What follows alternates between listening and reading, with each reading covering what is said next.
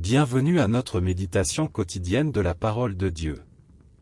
En ce 25 mars, nous célébrons la solennité de l'Annonciation du Seigneur. Les lectures nous parlent du signe de Dieu, de l'obéissance du Christ, et du « oui » de Marie, qui ouvre le chemin du salut.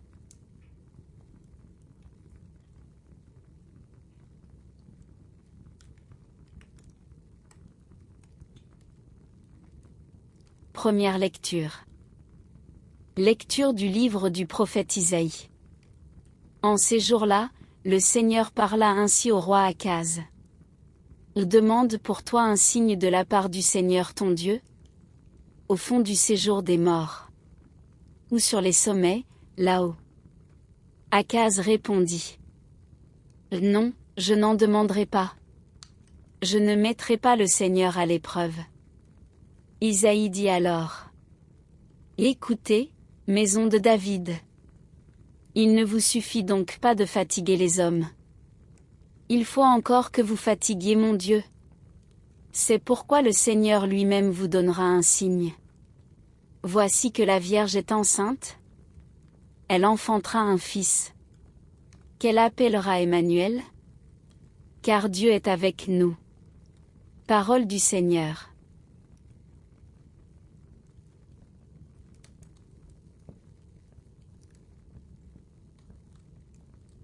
Et maintenant, nous allons faire la lecture du psaume responsorial. La réponse du psaume sera: Me voici, Seigneur. Je viens faire ta volonté.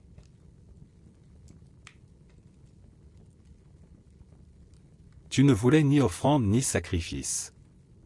Tu as ouvert mes oreilles. Tu ne demandais ni holocauste ni victime. Alors j'ai dit, voici, je viens. Réponse, me voici, Seigneur. Je viens faire ta volonté. Dans le livre, est écrit pour moi ce que tu veux que je fasse. Mon Dieu, voilà ce que j'aime. Ta loi me tient aux entrailles. Réponse, me voici, Seigneur. Je viens faire ta volonté. J'annonce la justice dans la grande assemblée. Vois, je ne retiens pas mes lèvres. Seigneur, tu le sais. Réponse, me voici, Seigneur.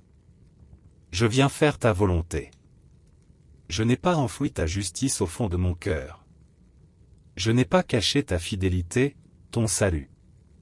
J'ai dit ton amour et ta vérité à la grande assemblée. Réponse, me voici, Seigneur. Je viens faire ta volonté.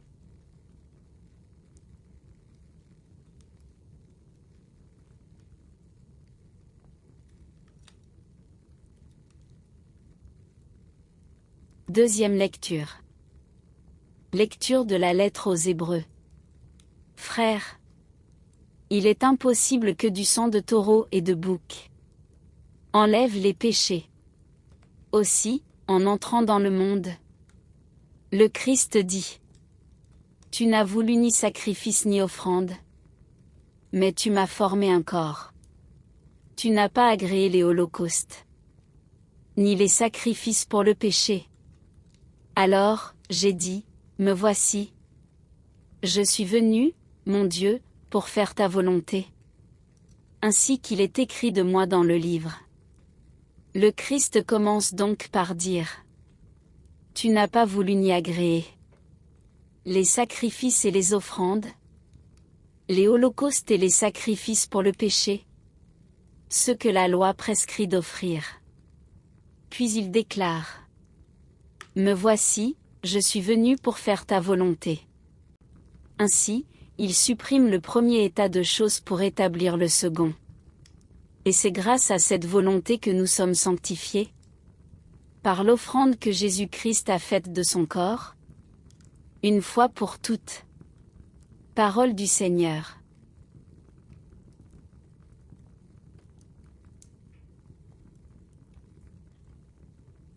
Gloire et louange à toi, Seigneur Jésus. Le Verbe s'est fait chair. Il a habité parmi nous. Et nous avons vu sa gloire. Gloire et louange à toi, Seigneur Jésus.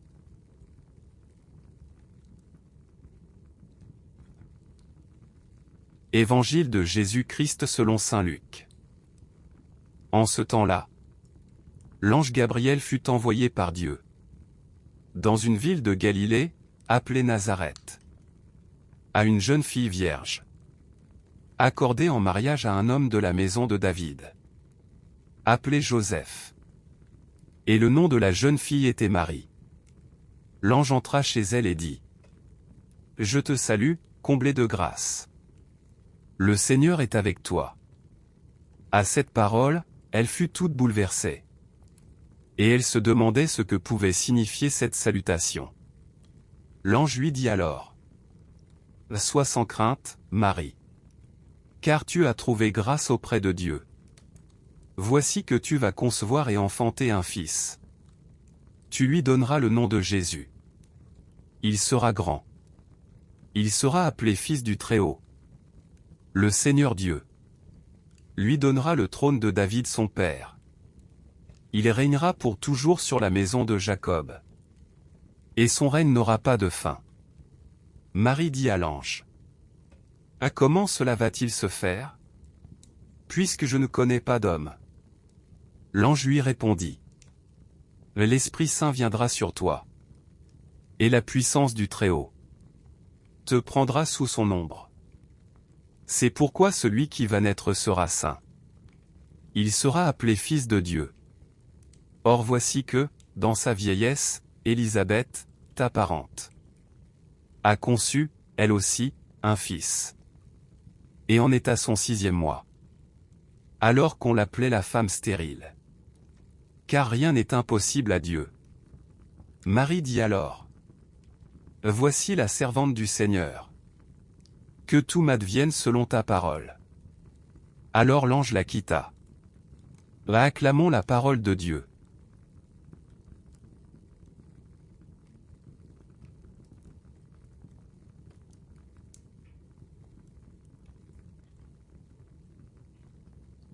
La première lecture nous montre Isaïe annonçant le signe de Dieu : la Vierge concevra et enfantera un fils, Emmanuel. Ce signe est la promesse d'une présence, Dieu est avec nous. Le psaume exprime la disponibilité du croyant : me voici, Seigneur, je viens faire ta volonté.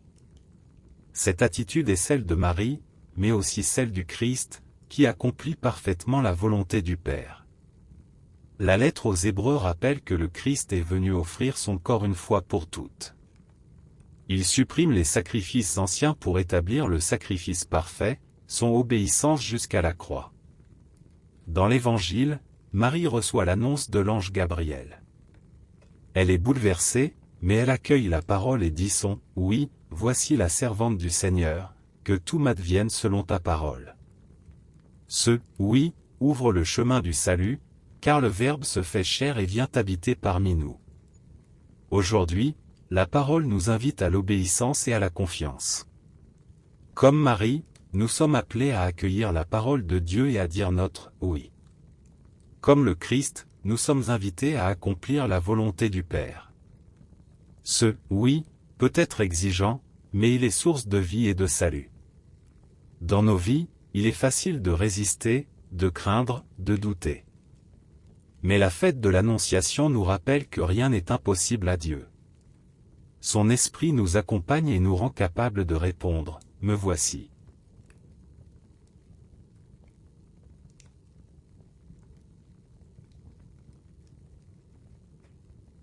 Seigneur, tu as envoyé ton ange à Marie. Et elle a dit son « oui ». Apprends-nous à accueillir ta parole, à faire confiance à ton esprit, et à accomplir ta volonté. Fais de nous des témoins de ton amour, unis au Christ qui s'est offert pour nous. Amen.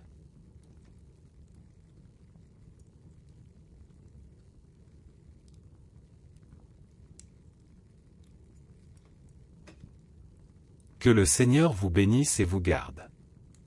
Qu'il fasse briller sur vous son visage et vous donne la paix.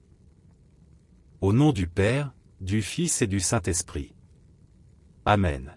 Merci d'avoir prié avec nous aujourd'hui. Abonnez-vous à cette chaîne pour continuer à marcher chaque jour avec la parole de Dieu.